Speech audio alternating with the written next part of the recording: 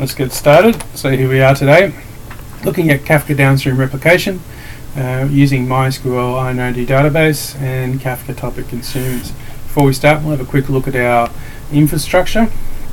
So our infrastructure, we've got 3 databases, and they are not running Mysql Replication. They are all 3 standalone databases running on Raspberry Pi servers with Mysql InnoDB. DB1, database 1, is our source. It will transmit changes via Kafka downstream to databases 2 and 3. So in our demonstration, we'll have 4 terminals, and each screen, the first screen will be our source database. It'll interact with the data on database 1, our insert, update, deletes, and screens 2 and 4 will be database 2 and 3, where we'll see the changes occurring downstream. Screen 3, I'll explain in a little bit, is our monitoring heartbeats terminal, where we'll see the live Kafka messaging coming through as we do our changes. So here we are, we've got our 4 terminals. We've got node 1, node 2, node 3, and our logging screen down the bottom. So let's have a look at the MySQL session on each of the 3 nodes. Just log in, and we will set up our environments and see what our environments are set up like. Okay, so the first thing you can see when we look at our environments is we're logged into the host 301 with Pi as the database. Downstream we're logged in as Kafka and Kafka on the different databases. Kafka is the schema of the database that actually receives the changes from our upstream source, and then it presents internally to other database users, which they can then do with whatever they like. Down the bottom is our node 2. We've got our node 2. We're going to have a look at the log. Kafka outputs its streamed information from the topic, and we're actually piping that to a log file so we can see live real time what Kafka's outputting, and it goes into this log file here. Embedding your log, you can change it to whatever you want, but today we're going to use this log. So we'll have a look. And so what you can see in the log, what's actually happening live, is Kafka's running a process. We're running a process that Kafka's actually receiving, and this is an insert statement that is inserting on a table called Kafka ins or KFINs. That table is just a heartbeat table, has 2 columns. One is a host name column, the other one's just an integer column, and we just put a heartbeat in there every 5 seconds so that Kafka can keep that session alive with the consumer, and so we can see the changes happening as well.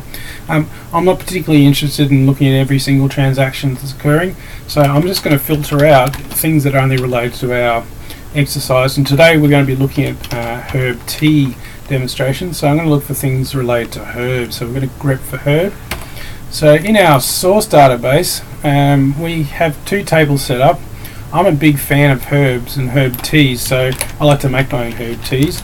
So I've created a little bit of a demo related to herb tea. The first table is our herb table, and in our herb table we have some herbs, and the herb table's got 3 columns, and that is the herb and the benefits.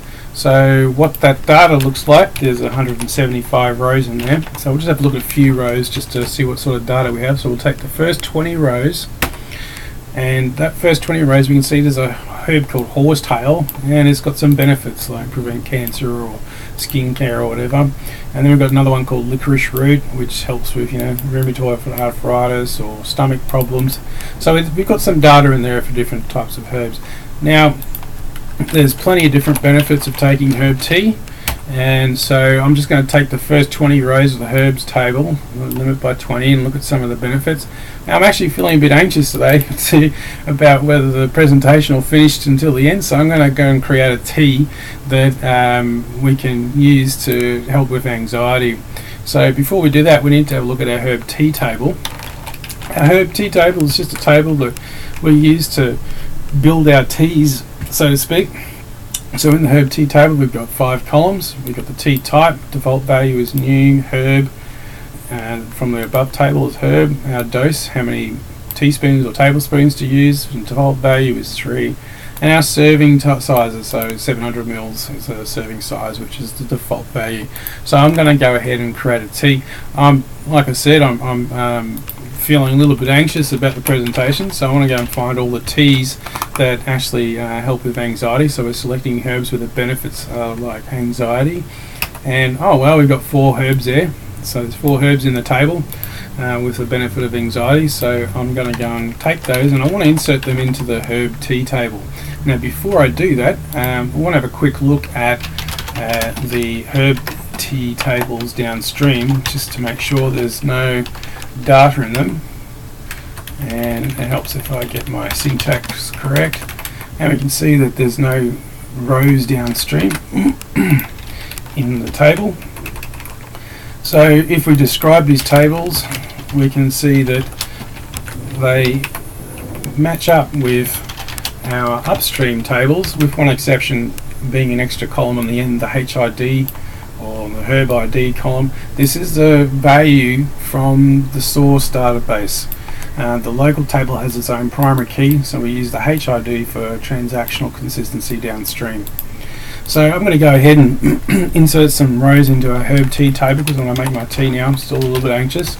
So we've got insert herbs into the herb T table where the benefit is like anxiety, and we'll have a look and see what happens. Now you can see that Kafka's fired up. It's received some and processed some transactions. So what we can see down the bottom here is a JSON that's outputted by Kafka saying there's a database called Pi, which is this top database up here, and the table type is called herb T's, which is our inserted table, and the statement is an insert statement, and it goes through and it tells us a bit about the back transaction information.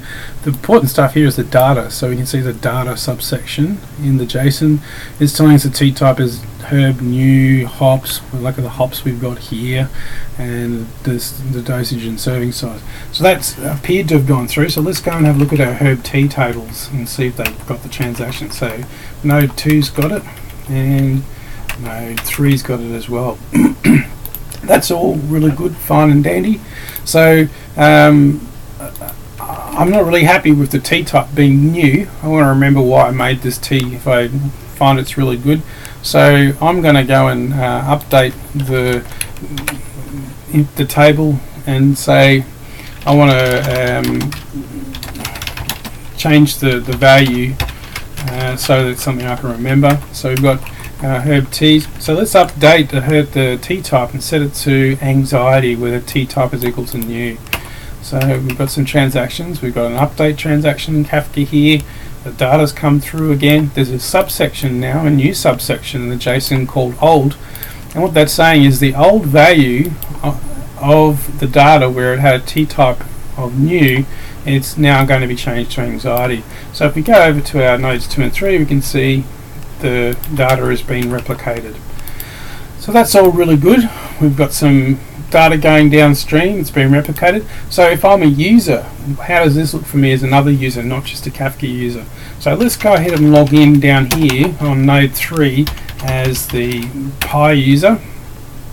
We'll log into the Pi schema, and there we see we're still on node 3, user is Pi, and we can have a look at a view. So I created a view called v_herb T in this database that is a selection on the actual underlying table.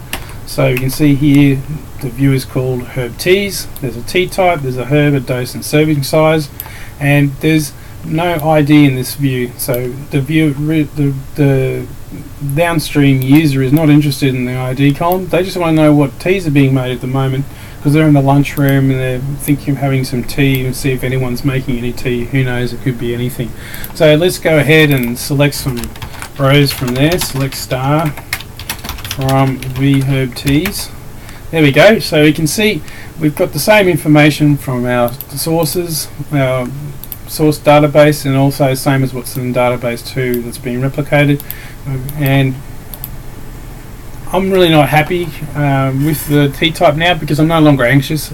I can see the demonstration's working, so I just want to de-stress and calm down rather than anything. So I'm going to go ahead and update the T-type to be something that's a little bit more reflective of how I'm feeling now. So instead of being anxiety, let's change that to de-stress T. So it's going to be our de-stress T. So we'll update that. You can see Kafka's got the update statements. The old value is T-type anxiety.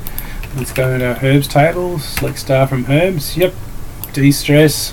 And let's see what the users are seeing. And there we go, they've got their de-stresses now on the menu.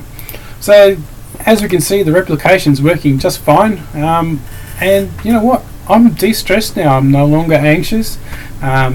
I really don't think I really need to have this T, so I'm just going to go and take it off the menu. I'm going to delete the T and see what happens. So we're going to delete from herb T's, and we're going to delete all the T's and take them away.